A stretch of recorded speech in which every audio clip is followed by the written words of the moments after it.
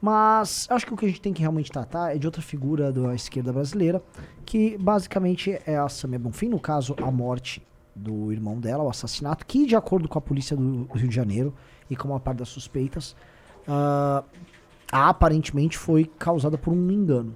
Então, o que torna tudo ainda mais grave, né? Porque muita gente, eu não quero entrar nesse tipo de especulação, mas muita gente cometeu algumas especulações bizarras nas redes sociais e inconvenientes, especialmente quando envolve familiar morto. Mas na prática é muito mais chocante você imaginar que existem, sei lá, mini esquadrões de morte ligados ou ao tráfico ou à milícia que ficam rodando por aí, efetuando seus assassinatos. Aí, ai, me confundi, matei a família. Hoje foi uma família, amanhã pode ser que eu acerte. Então, porque eles ainda não mataram o cara, supostamente. Então eles ainda vão ter que executar a missão deles. Sabe? E, sendo verdade isso, eu até gravei um vídeo sobre isso, eu queria começar tratando disso. A total e completa naturalização do absurdo no Rio de Janeiro. Eu vou pro Rio de Janeiro amanhã, vai ter congresso do Rio de Janeiro no sábado, e parece pra todo mundo que, assim, é um estado que já aceitou, e tá tudo normal, gente. Assim, amanhã pode parecer um traficante te matar, às vezes ele pode se confundir. Você tá na área do miliciano, você paga o kit gás aí a gatonete pra um, o kit gás pro outro, e o jogo vai seguindo. Eu vou começar com o professor Ricardo Almeida. O que acontece quando você naturaliza o absurdo? Vamos lá. Em primeiro lugar, é muito bom que a gente tenha essa postura sóbria de não entrar em especulações. Isso é um fato trágico, né? E me solidarizo aqui com a deputada Samia Bonfim pelo que ela está passando, e a gente espera que a polícia averigue e chegue à sua conclusão. Hoje a polícia está trabalhando com a hipótese de ter havido um engano, que foi justamente o que o Renan comentou. Ou seja, os atiradores eles queriam matar uma pessoa, né? E erraram e mataram a outra. Agora, quer dizer, veja o que acontece. Isso, assim, à luz do dia, uma coisa explícita, os caras estavam ali no bar, restaurante, assim. Sim, num quiosque, né? Num quiosque, e foram assassinados. Por quê? Porque o Rio está tomado por milicianos e por traficantes. Eu tenho a tese, que eu sempre falei no News, desde quando eu comento o Rio. Eu acho que a grande tragédia do Rio foi Brasília. A grande tragédia do Rio foi Brasília. Quando Brasília foi fundada por Juscelino, houve uma transferência que para o Rio de Janeiro foi fatal. Foi uma transferência de poder de uma capital para outra e deixou o Rio de Janeiro só com os problemas e os encargos de ter sido uma capital. Pra vocês terem uma noção, o Rio de Janeiro tem uma quantidade enorme de funcionários públicos federais ainda. A situação de funcionamento do Rio de Janeiro é completamente diferente dos outros estados e das outras cidades. E Brasília foi fundada e não houve, assim como em outras fases da história brasileira, um planejamento nesse processo. Simplesmente tiraram a capital, botaram em outro lugar e ponto final. Então, a partir daí, o centro gravitacional de cultura, de política, que era o Rio de Janeiro, desapareceu. A outra grande tragédia do Rio de Janeiro foi o grande desenvolvimento de São Paulo. O Rio, que era até os anos 40, 30, 40, 50, o grande centro cultural do Brasil, deixou de ser. Há muito tempo, há várias décadas. E ele nunca mais se recuperou disso. Então existe no Rio de Janeiro uma mistura muito problemática de vários elementos aí. Você tem aquela elite que a gente sempre comenta, né? Essa elite do Leblon, global e tal, que são pessoas assim, que vivem como se fossem aquelas libélulas, sabe? Vidas coloridas e muito descoladas da realidade. E tem uma mentalidade assim é uma mistura de hedonismo e crítica social e uma coisa essa coisa MPB e tal. Isso é elite carioca, ou seja, é uma elite que não sabe trabalhar, que não sabe produzir, que não sabe resolver os problemas na prática. É uma galera que está, como eu falei, numa atmosfera ali de hedonismo, ao mesmo tempo que a sua cidade está aos cacos e o seu estado está tomado por milicianos e traficantes. Por outro lado, você tem uma população que está refém dessas organizações criminosas, simplesmente refém dessas organizações criminosas, e que naturaliza isso porque isso ocorre há tanto tempo que é realmente natural. Você imagina, por exemplo, uma pessoa que tenha 25 anos e mora no Rio de Janeiro, numa favela do Rio. O sujeito tem 25 anos e ele mora na Rocinha. Para ele, a única realidade que existe, porque foi a única realidade que ele viu, é o Rio de Janeiro tomado pelo tráfico. Ele conhece a ordem do tráfico desde que ele nasceu. Desde que ele nasceu, ele conhece isso. todo o mundo psicossocial desse indivíduo gira em torno da ordem do tráfico. Então, para ele é absolutamente natural e é inevitável que seja. Né? Ao mesmo tempo, a gente tem os políticos cariocas, que eles juntam essa coisa do hedonismo que eu descrevi aqui com a mais descarada malandragem. Né? O Rio de Janeiro é um estado que foi governado por governadores que foram todos presos. Quer dizer, um negócio... Assim, você vai para a política do Rio de Janeiro, tirando o Pedro Duarte, é praticamente todo mundo ladrão. É complicado achar uma pessoa ali no Rio de Janeiro que não seja um corrupto quanto mais. Então, assim, para mim, o que tem que ocorrer no Rio é uma intervenção federal muito severa que, assim, reestrutura o Rio de Janeiro completamente de cima a baixo mesmo, uma coisa assim, tem que ser uma intervenção duríssima e que vá lá no Rio para resolver esse problema. Acho, inclusive, que se essa intervenção federal hipotética, possível, até utópica, ocorrer no Rio e ela produzir resultados concretos, ela pode ser expandida para outros lugares, porque a gente também tem que falar da violência que há no Nordeste, dos altos índices de criminalidade e homicídio que você tem na Bahia, que você tem em outros estados, do Norte também, que é bastante violento. Enfim, o Brasil se encontra numa situação toda complicada e o Rio é o exemplo máximo disso. Então eu sou defensor da tese de intervenção federal no Rio que passe o Estado, passe uma limpa no Estado. Acho que isso tem que ser feito o mais rápido possível. Houve a tentativa até na época do Temer, mas foi uma coisa curta, de curta duração.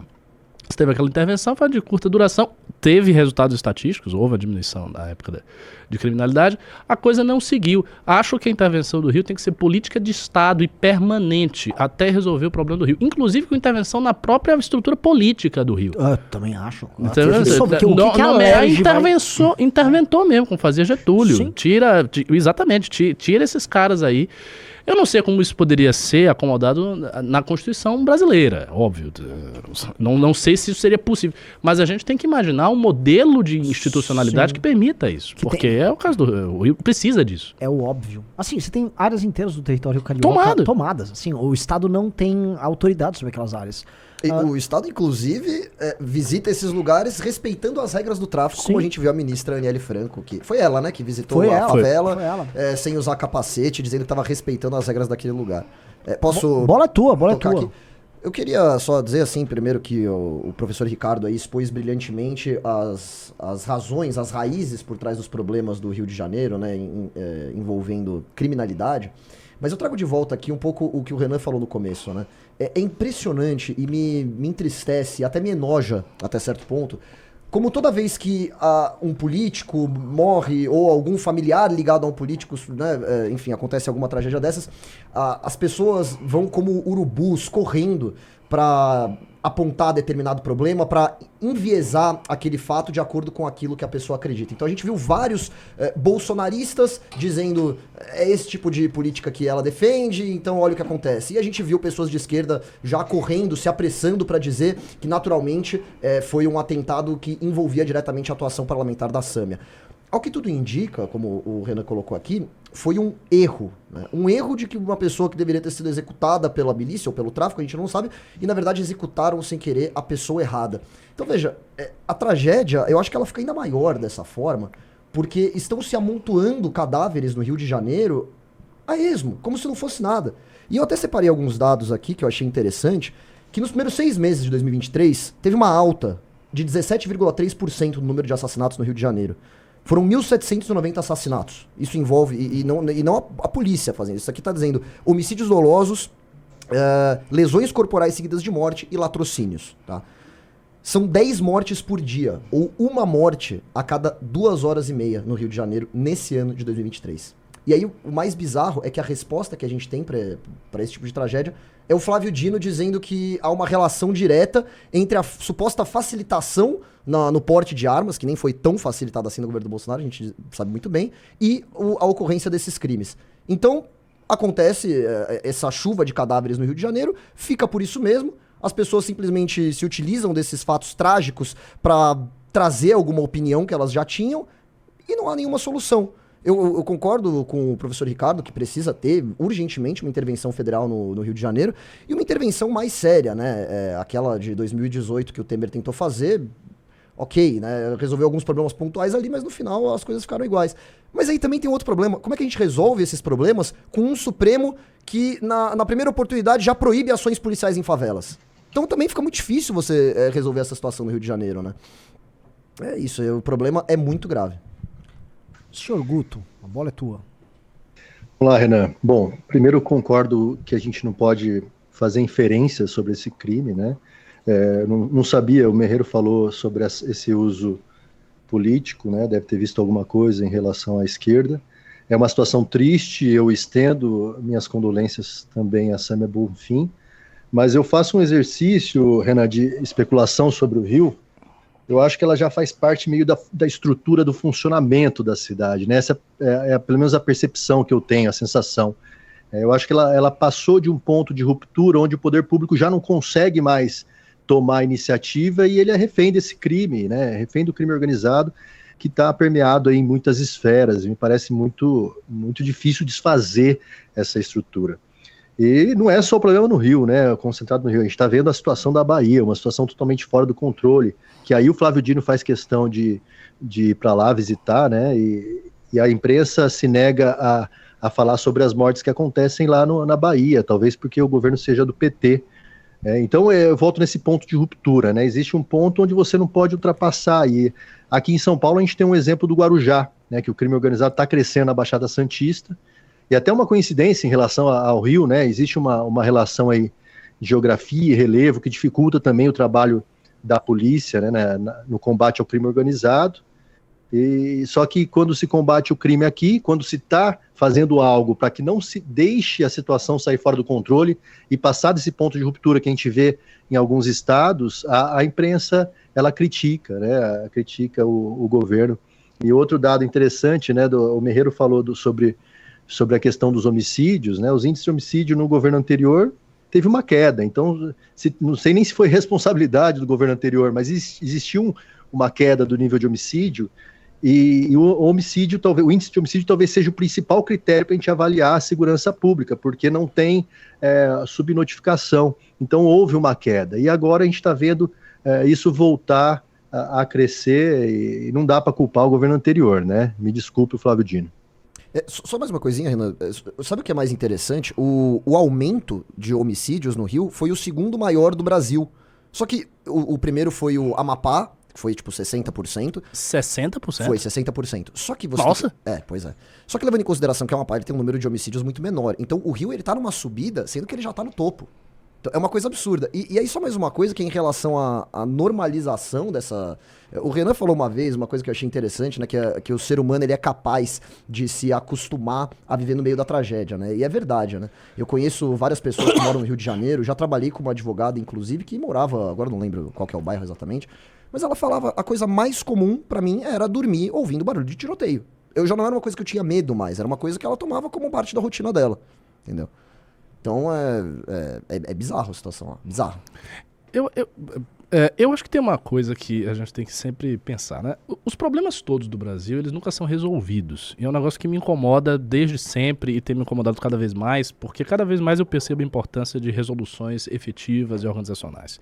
Então, por exemplo, cadê as comitivas que sejam mandadas para o estrangeiro para ver quais são as soluções de segurança pública no exterior que funcionaram? A gente não vê falar disso porque ninguém manda. Não se faz isso. Então, por exemplo, você pega, sei lá, El Salvador, mais outro, uns 3 ou 4 exemplos aí de lugares onde realmente você diminuiu a criminalidade de forma drástica. Você pega os exemplos principais, parte da estatística. Manda uma comitiva, vê o que aconteceu, traz em detalhes isso para o Brasil. Abre uma discussão pública extensa, grande, com a sociedade civil e no parlamento. E bota assim, a gente tem que fazer isto aqui. Por quê? Porque isso aqui funcionou. Se isso aqui funcionou, a gente tem que copiar, porque o problema de criminalidade está simplesmente solto no país. Ninguém faz isso. Então, na prática, a gente naturaliza tudo porque os problemas do Brasil eles são sempre empurrados para uma barriga, e fica, e vai, e volta, e vem. Quer dizer, isso de estatística de homicídio, a gente vê, eu ouço falar disso desde que eu era criança. Né? Quer dizer, só aumenta e ninguém faz nada. Não